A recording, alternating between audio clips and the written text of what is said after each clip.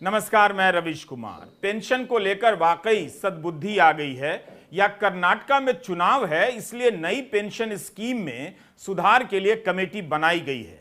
केंद्र सरकार ने वित्त सचिव टीवी सोमनाथन की अध्यक्षता में यह कमेटी बनाई है।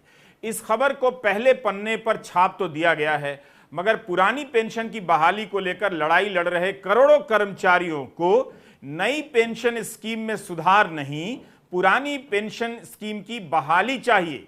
जिस तरह से इसे बड़ी खबर बताकर छापा गया है, उससे किसी को उम्मीद हो सकती है कि मोदी सरकार पुरानी पेंशन पर लौट सकती है, मगर ऐसी उम्मीद का कोई आधार नहीं है। इसलिए हमने सोचा कि आज पेंशन की बात करते हैं। हमारा साफ मानना है कि सरकार जितना काम नहीं करती है, उससे ज्यादा पैसा प्रचार पर फूंक देती है। जिन इमारतों की जरूरत नहीं होती, अपने प्रचार के लिए उससे भी भव्य इमारतें बना देती है। अब जब गोदी मीडिया खुद ही दिन रात सरकार के प्रचार में जुट गया है, तो सरकार को प्रचार का पैसा बंद कर देना चाहिए और इस पैसे से पेंशन दे देनी चाहिए। उसका ज्यादा प्रचार होगा। सरकार से विज्ञापन लेकर गोदी मीडिया उसका प्रचार करे, यह अच्छी बात नहीं है। अगर सरकार ने अच्छा काम किया है तो देश हित में देशभक्ति की बात करने वाला यह गोदी मीडिया ऐसे ही करके दिखा दे। ज्यादा नहीं, केवल 1 महीना। आप देख रहे हैं रवीश कुमार ऑफिशियल, हमारा यूट्यूब चैनल। आपने तो सब्सक्राइब किया ही है, लोगों से भी कहिए कि सब्सक्राइब करें, संभव हो तो ज्वाइन भी करें। और हां, वीडियो पूरा देखा कीजिए, काफी मेहनत से तैयार किया जाता है। दुनिया में 2 ही जगह हैं जहां पेंशन को लेकर बड़ा आंदोलन चल रहा है। एक फ्रांस है, दूसरा भारत।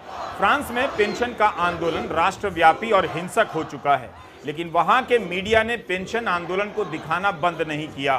फ्रांस एक विकसित और अमीर देश है, इसके बाद भी पेंशन वहां बुनियादी मुद्दा है। कई हफ्तों से चल रहा विरोध प्रदर्शन बढ़ता ही जा रहा है। राष्ट्रपति मैक्रों के पसंदीदा रेस्तरां में लोगों ने घुस के हल्ला मचा दिया। यही नहीं, जब फ्रांस की प्रधानमंत्री एलिजाबेथ बोर्न से बातचीत हो रही थी तो मजदूर संघ बैठक से निकलकर चला गया। फ्रांस की यूनियन ने 11वीं बार हड़ताल का ऐलान कर दिया है। दूसरी तरफ भारत में भी पुरानी पेंशन की बहाली को लेकर कई साल से हर महीने आंदोलन कहीं ना कहीं चल रहे होते हैं। समय समय पर अलग अलग राज्यों में नई पेंशन नीति के खिलाफ विरोध प्रदर्शन होते रहते हैं, मगर गोदी मीडिया इन प्रदर्शनों को नहीं दिखाता है। भारत में यह आंदोलन पूरी तरह से अहिंसक और लोकतांत्रिक तरीके से चल रहा है। इसके बाद भी इनकी मांग पर चर्चा नहीं होती। 2004 के बाद नौकरी में आए लोगों के रिटायर होने के बाद उनकी क्या आर्थिक स्थिति है, इस पर कहीं कोई रिपोर्टिंग नहीं है। इसलिए आज हमारी इस पर त्वरित टिप्पणी है। मोदी सरकार नई पेंशन स्कीम में सुधार के लिए कमेटी बना रही है, मगर पुरानी पेंशन स्कीम की बहाली के लिए नहीं है। क्या यह कमेटी पुरानी पेंशन की वापसी का रास्ता बनाती है? कमेटी को जो काम दिया गया है उससे बिल्कुल नहीं लगता। इसमें बस इतना ही है कि न्यू पेंशन स्कीम में बदलाव की क्या क्या जरूरतें हैं, बताइए। आखिर यह कदम क्यों उठाया गया?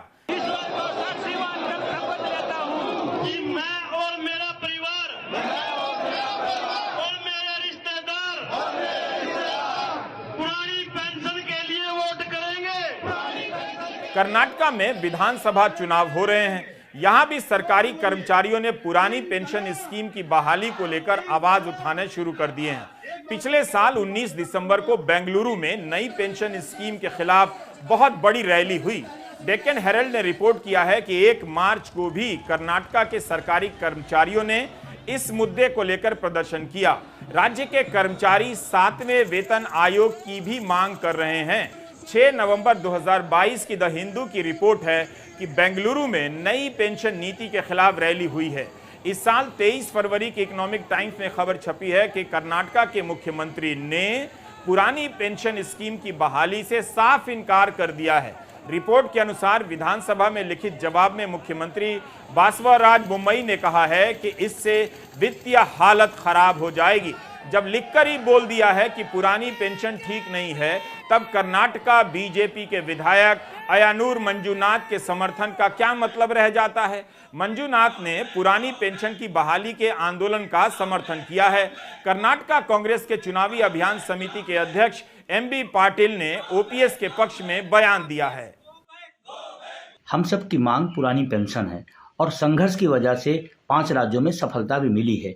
अभी केंद्र सरकार ने जो एनपीएस पर कमेटी बनाई है, ये हमारे संघर्ष का परिणाम है, दबाव है, ये बात सही है। लेकिन हमारी मांग एनपीएस में सुधार नहीं है, हमें पुरानी पेंशन चाहिए। और जो कमेटी बनाई गई है वो सुधार के लिए बनाई गई है, एनपीएस में सुधार क्या करना है। जबकि एनपीएस के दुष्परिणाम सामने आए हैं, किसी को 1800, किसी 2600, किसी को 4200 रुपए मिल रहे हैं। तो सुधार की अब कोई चांस नहीं है। हम तो कहते हैं कि माननीय वित्त मंत्री जी या भारत सरकार, माननीय प्रधानमंत्री जी पुरानी पेंशन लागू करें। और जब परिणाम सामने आ चुके हैं, अब कुछ कहने की कोई जरूरत नहीं रह गई है। पुरानी पेंशन बहाली का मुद्दा चुनाव के रास्ते ही केंद्र में आता जा रहा है और छत्तीसगढ़, राजस्थान, झारखंड, पंजाब और हिमाचल प्रदेश में वापसी भी कर चुका है। कांग्रेस ने इस मुद्दे को राजनीतिक समर्थन और पुरानी पेंशन को लागू करना शुरू कर दिया, तो अब आम आदमी पार्टी भी इस होड़ में शामिल है। पंजाब में भी पुरानी पेंशन स्कीम को लागू करने का वादा किया है और अब आम आदमी पार्टी कर्नाटका में भी इसका वादा कर रही है।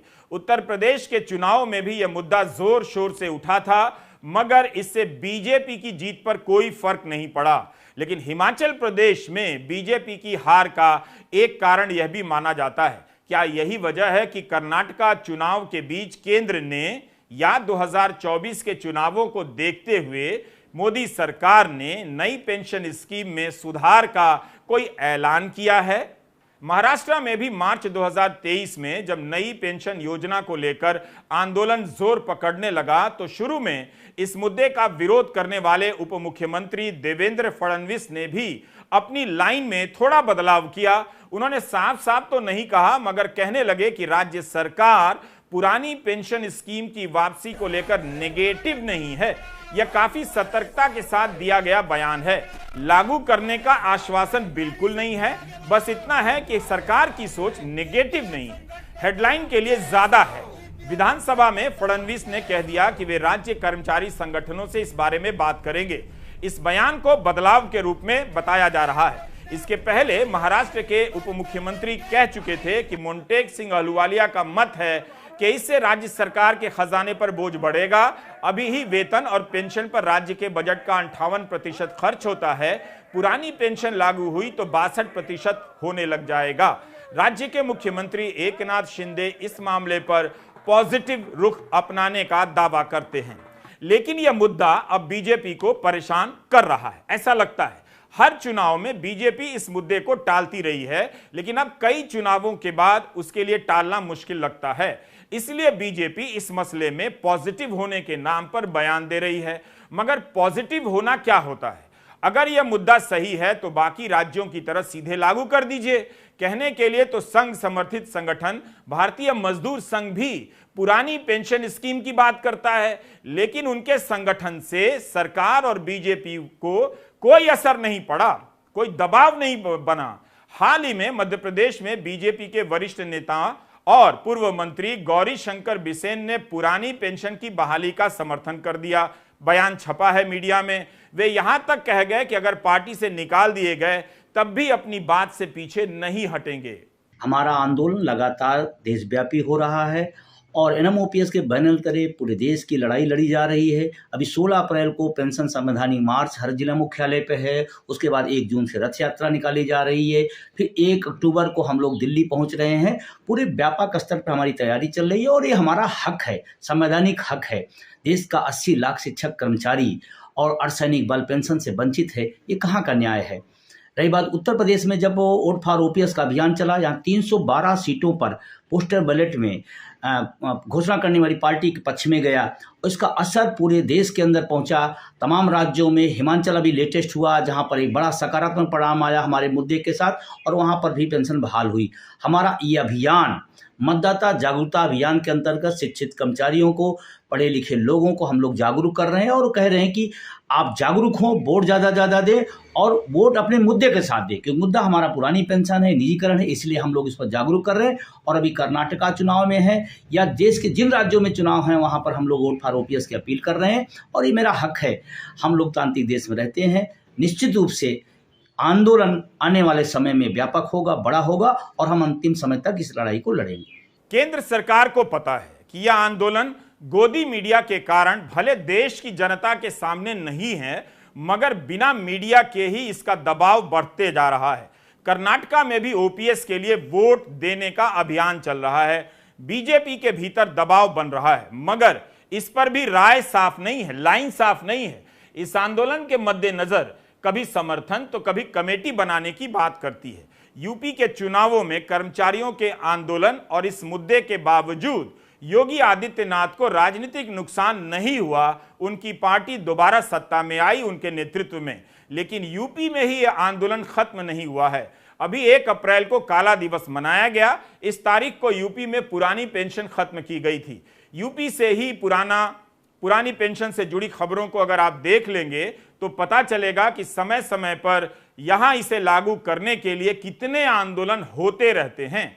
7 अक्टूबर 2018 को अमर उजाला की यह खबर देख लीजिए। लखनऊ के इको गार्डन में बड़ा प्रदर्शन हुआ। लखनऊ के बड़े हिस्से में जाम लग गया। खबरों के मुताबिक उप मुख्यमंत्री दिनेश शर्मा और मुख्य सचिव अनूप चंद्र पांडे ने उस समय आंदोलनकारियों के नेता, पेंशन बहाली मंच के हरिकिशोर तिवारी, रेलवे यूनियन मंच के नेता शिव गोपाल मिश्रा से बात की, मगर कोई हल नहीं निकला।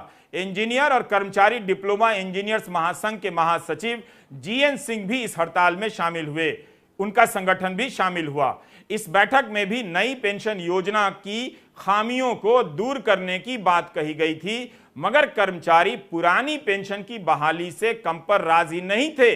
बातचीत विफल हो गई। इसके बाद 25-27 अक्टूबर को फिर से हड़ताल का ऐलान किया गया। खबरों में लिखा है कि संयोजक हरिकिशोर तिवारी ने इस मुद्दे पर उच्च स्तरीय कमेटी बनाने की मांग की। कमेटी बनी या नहीं बनी, इसकी सूचना हमें मीडिया रिपोर्ट से नहीं मिल सकी, मगर इसी मार्च की यूपी भर की खबरें आप देखकर समझ सकते हैं कि वहां पुरानी पेंशन की बहाली को लेकर कितने आंदोलन हुए हैं। इसी फरवरी महीने में विधानसभा में मुख्यमंत्री योगी आदित्यनाथ ने साफ साफ कह दिया कि पुरानी पेंशन स्कीम लागू नहीं होगी। इसके बाद सपा के विधायकों ने सदन से बहिर्गमन किया था। राज्यों में सरकारी कर्मचारियों की संख्या करीब 5 करोड़ बताई जाती है। इनकी हालत खराब है जो रिटायर हो रहे हैं। रिटायरमेंट के बाद इन्हें दिखने लगा अब कि नई पेंशन योजना से जो सपना दिखाया गया था वो पूरा नहीं हुआ है। रिटायर हुए कई कर्मचारी अपनी हालत का वीडियो बनाकर इन दिनों फेसबुक पर डालते हैं और खुद को रील्स बना डालते हैं वायरल होने के लिए, मगर किसी का ध्यान उन पर नहीं जाता। आप दावे के साथ नहीं कह सकते कि ये लोग पेंशन से चिंतित होने के बाद भी हिंदू मुस्लिम में व्यस्त नहीं होंगे। जरूर बहुत से लोग हो सकते हैं। फिर भी नई पेंशन स्कीम से उनका घर चल रहा है या नहीं, जितना निवेश किया उतना मिल रहा है या नहीं, सरकार को अपनी कमेटी के जरिए इसे साफ कर देना चाहिए। इस योजना की तारीफ करने वाले बहुत ज्यादा हैं मीडिया में, लेकिन उन्हें आगे आकर बताना चाहिए कि व्यक्तिगत स्तर पर नई पेंशन स्कीम में जिसने निवेश किया है उसे मिल कितना रहा है, पुरानी पेंशन स्कीम से कितना मिलता, तब जाकर बाकी लोग इस योजना के बारे में ठीक से समझ पाते। प्रधानमंत्री मोदी को साफ साफ बताना चाहिए कि पुरानी पेंशन नीति पर उनकी अंतिम राय क्या है। देश भर में इसकी बहाली को लेकर बढ़ रहे आंदोलनों के कारण 5 राज्यों में पेंशन की वापसी हुई है। 9 फरवरी 2023 को प्रधानमंत्री बिना पुरानी पेंशन का नाम लिए सदन में कह रहे थे कि राज्य गलत रास्ते पर जा रहे हैं, तत्कालीन लाभ के लिए कर्ज लिए जाएंगे तो हमारी पीढ़ी क्या करेगी, आगे की पीढ़ी क्या करेगी। लेकिन ओपीएस तो अभी नहीं है, तो क्या जीडीपी के अनुपात में केंद्र सरकार का देश का कर्ज नहीं बढ़ा है। रिजर्व बैंक ने राज्यों की वित्तीय स्थिति पर अपनी रिपोर्ट में कहा है कि राज्य सरकारों का प्रशासनिक खर्चा बढ़ता जा रहा है। इसमें सैलरी और पेंशन है। इसमें बताया गया है कि स्वास्थ्य और प्राकृतिक आपदाओं पर खर्च होने वाला बजट घट गया है। यह बात सही हो सकती है, मगर यह बात बिल्कुल सही नहीं है कि अगर पेंशन का खर्चा नहीं होता तो सरकारें स्वास्थ्य का बजट बहुत बढ़ा देती। खाना पूर्ति से आगे सरकारी चिकित्सा किसी की प्राथमिकता में नजर नहीं आती है। पेंशन का बजट एक समस्या हो सकता है, मगर स्वास्थ्य पर खर्चा कम है, इसके लिए पेंशन फंड को जिम्मेदार नहीं ठहराना चाहिए। पुरानी पेंशन खत्म होने के बाद क्या स्वास्थ्य का बजट उस अनुपात में बढ़ा? क्या सभी को स्वास्थ्य बीमा मिल गया या इलाज मिल गया? रिजर्व बैंक भी पुरानी पेंशन के लाए जाने के खिलाफ है।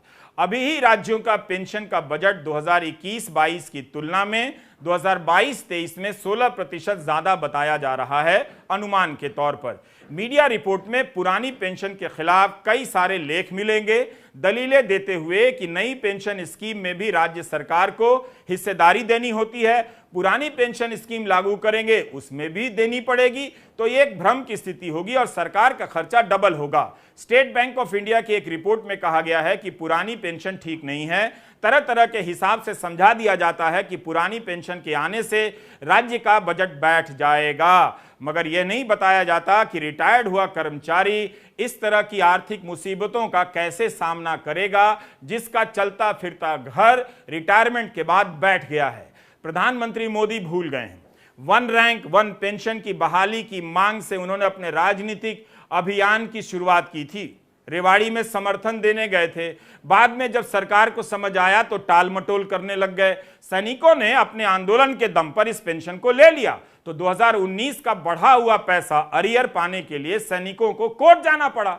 सुप्रीम कोर्ट के आदेश के बाद किश्तों में मिलना तय हुआ है, तो केवल राज्यों पर दोष नहीं मढ़ सकते कि पेंशन की राजनीति के दबाव में आ रहे हैं।